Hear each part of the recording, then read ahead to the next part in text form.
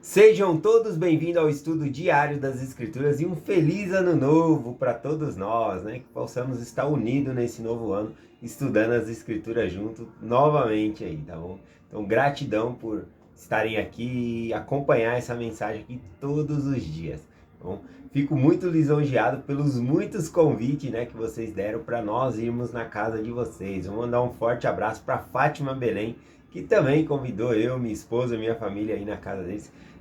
É longe, né? Mas são vários lugares que foram convidados, não dá para ir em todos. Eu fico pensando, nossa, quando eu aposentar com a minha esposa, né? Aí vai dar para nós viajar mais aí, né? Tem um lugar que eu quero conhecer, o Rio de Janeiro. Nunca fui no Rio de Janeiro. Vou ficar lá na casa do Paulo e da Val. Gratidão, eles fizeram esse convite para nós há muito tempo também, tá bom? Então, forte abraço aí pro Paulo e pra Val, tá bom? Ai, ai. E muitas pessoas fizeram convite, gratidão. Eu considero o lar um lugar muito sagrado. Então eu fico muito lisonjeado quando as pessoas convidam a gente para estar dentro do lar. É um gesto muito sagrado.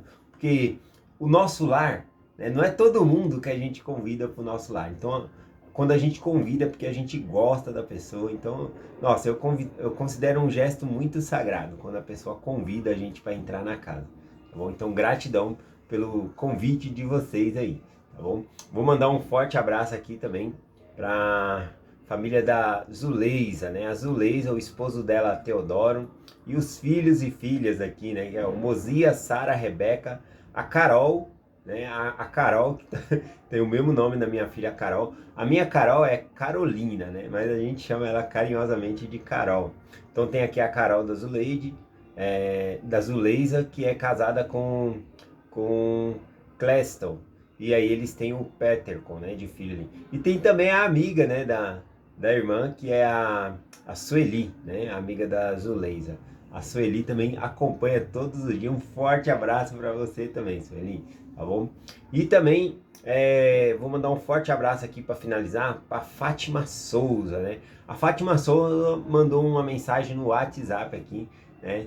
E nós estávamos conversando um pouquinho. Eu fiz um desafio para ela que ela fizesse a meta de esse ano que vai entrar agora, 2023, ela conseguir estudar todos os dias das escrituras com a gente aqui no canal, tá bom? E ela fez esse compromisso e ela fez algo mais, ela se comprometeu também a convidar alguém para fazer parte desse estudo. Então, para esse ano agora de 2023, que possa ser a nossa meta. Primeiro, estudar todos os 365 dias do ano, tá bom? A mensagem do Vem Segue. Então eu vou estar aqui acompanhando com vocês. E a segunda meta é o que a irmã aqui, né, colocou também, a Fátima Souza. Eu gostei muito de, além de você estudar todos os dias, eu quero que vocês possam convidar uma pessoa, né, independente se é membro da igreja ou não, a fazer o estudo conosco. Ou então convida uma pessoa para fazer parte do canal e estudo diário das escrituras conosco. Essa pode ser nossa meta aí para esse ano agora de 2023. Escreve aí nos comentários quem aceita esse desafio, essa nova meta de estudar todos os dias do ano de 2023 aqui no canal e também convidar uma pessoa para estar aqui com a gente estudando, tá bom? Então escreve aí nos comentários quem aceita o desafio, tá bom? Vamos lá para a mensagem de hoje, né? Ainda falando aqui sobre nossa responsabilidade sobre o aprendizado. Como amanhã a gente já vai entrar no Novo Testamento, então eu queria fazer uma introdução pequena e aí sim partir para um versículo que eu vou compartilhar com vocês aqui. Bom, falando da saída do Velho Testamento para o Novo, o último livro do Velho Testamento é Malaquias. E o primeiro livro que nós temos no Novo Testamento é Mateus. E entre Malaquias e Mateus existe aí um espaço de tempo de aproximadamente 400 anos. Em 400 anos acontece muita coisa que não está registrado na Bíblia, não tem. A gente tem o último profeta lá, Malaquias, e o próximo profeta que vai ter no Novo Testamento é João Batista. Então é uma lacuna muito grande. O que aconteceu entre esses períodos, tá bom? Então falando lá no período de Malaquias, eles estavam lá sendo dominados ainda pelos persas. Era um tipo de domínio diferente, eles pagavam imposto, eles não tinham o seu próprio rei, né? Mas o rei da Pérsia, né? Ele permitiu, né?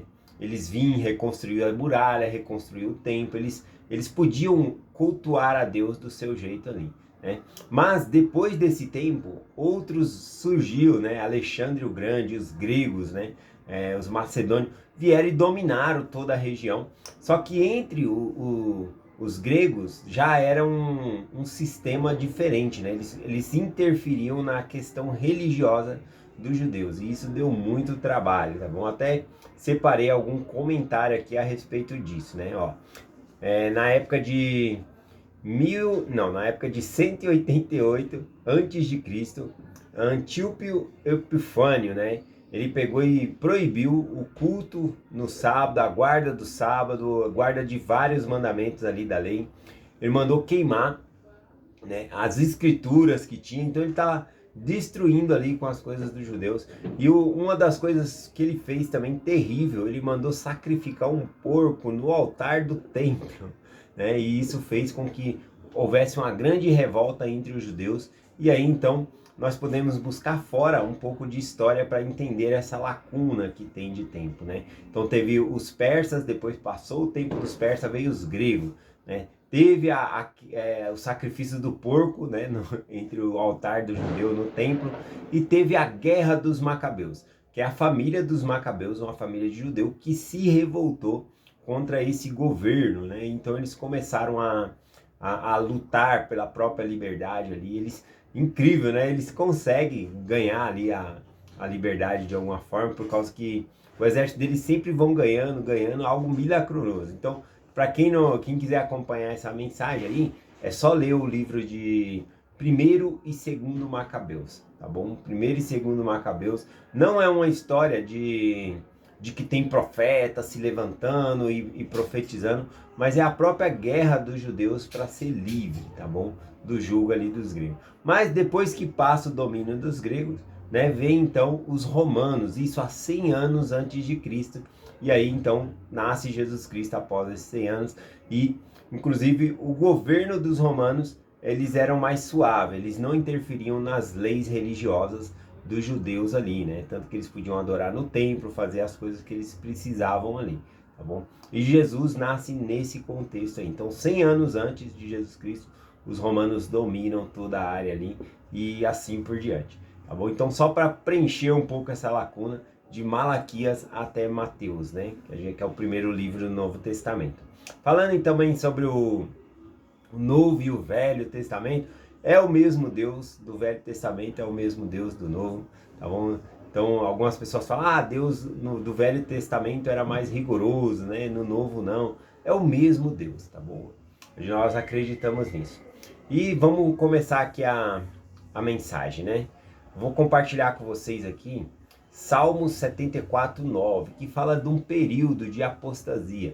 E, inclusive, de Malaquias até o Novo Testamento, a gente deveria até mesmo considerar que é uma restauração do Evangelho, porque eles se perderam nesse meio tempo, né? Tanto que Jesus Cristo, quando vem, né, e nasce ali entre os judeus, e ele não pega nenhuma religião da época ali, e restaura aquela região. Ele vai lá e constrói a verdadeira religião, a Igreja de Cristo, tá bom? Ele chama os 12 apóstolos, ele forma ali um novo ministério, né? Diferente do que eles tinham ali, né? Então na época de Cristo também tinha divisões de outras religiões ali, né? Era tudo o mesmo Deus, mas tinha lá os saduceus, que era diferente da doutrina dos fariseus, né? Os saduceus não acreditavam em anjos, não acreditavam em ressurreição, tá bom? Já os fariseus acreditavam em ressurreição, acreditavam em anjo. Então tinha doutrinas diferentes, né?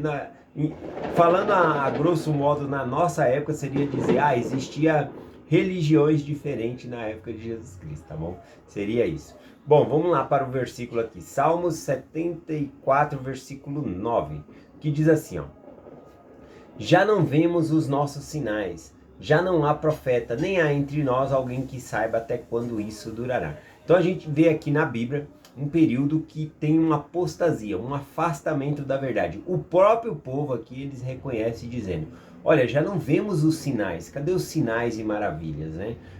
Já não há profeta entre nós. E isso é uma palavra muito triste, porque a gente consegue enxergar dentro das escrituras uma época que houve uma apostasia, uma época sem profeta, tá bom? E embora na nossa época possa ter o profeta, nós temos o profeta, se nós não darmos ouvido ao profeta, é como se não tivesse para nós, tá bom? Então, como assim, né? Eu vou compartilhar outra escritura aqui que explica melhor. Aqui, ó, por exemplo, em Lamentações de Jeremias, no 2, versículo 9, diz era assim, ó. Aqui está falando de Jerusalém. Jeremias já tinha saído de Jerusalém. Jerusalém tinha sido destruída, né, pela Babilônia. Muitos levados cativo. Jeremias sai dali, né, vai para outro lugar também. Então, Jerusalém fica destruída e sem nenhum profeta. Então, ele escreveu essas palavras que diz assim, ó. Já caíram por terra as portas, e destruiu e quebrou os ferrolhos, né, que são as dobradiças das portas, né, da cidade ali. Então, entre as nações, os seus reis e os príncipes, né, entre as nações estavam espalhados os príncipes e aqueles que deveriam ser rei em Jerusalém, mas eles não tinham mais rei por conta disso. Já que ele fala que não havia lei e os profetas, né, não se achavam visão alguma do Senhor. Então não havia mais profeta em Jerusalém.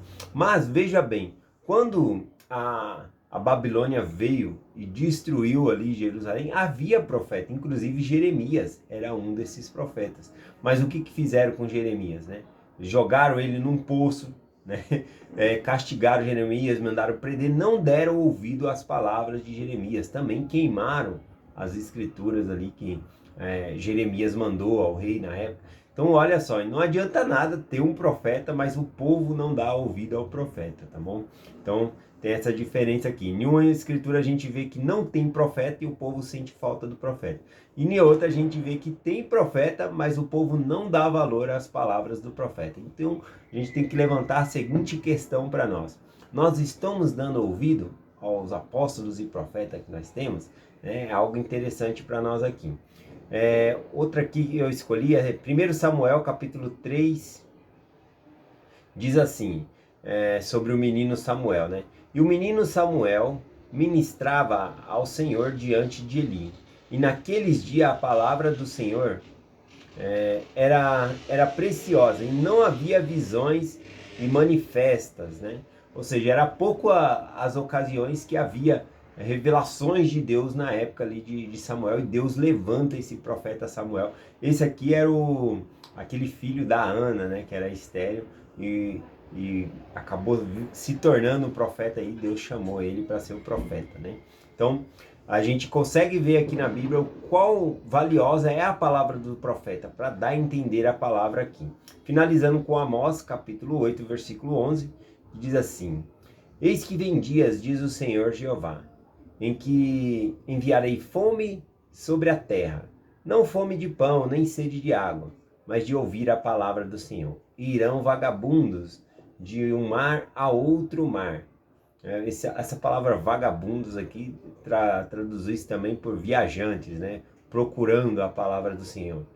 Do norte até o oriente, correrão por toda a parte, buscando a palavra do Senhor e não a acharão.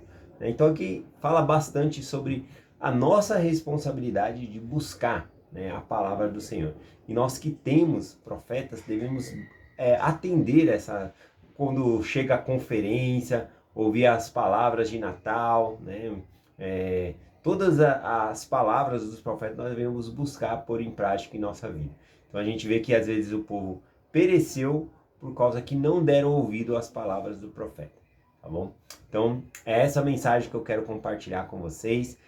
Um feliz ano novo para todos nós, que nós possamos entrar com essas duas metas esse ano, tá bom? De estudar diariamente as escrituras aqui, os 365 dias do ano.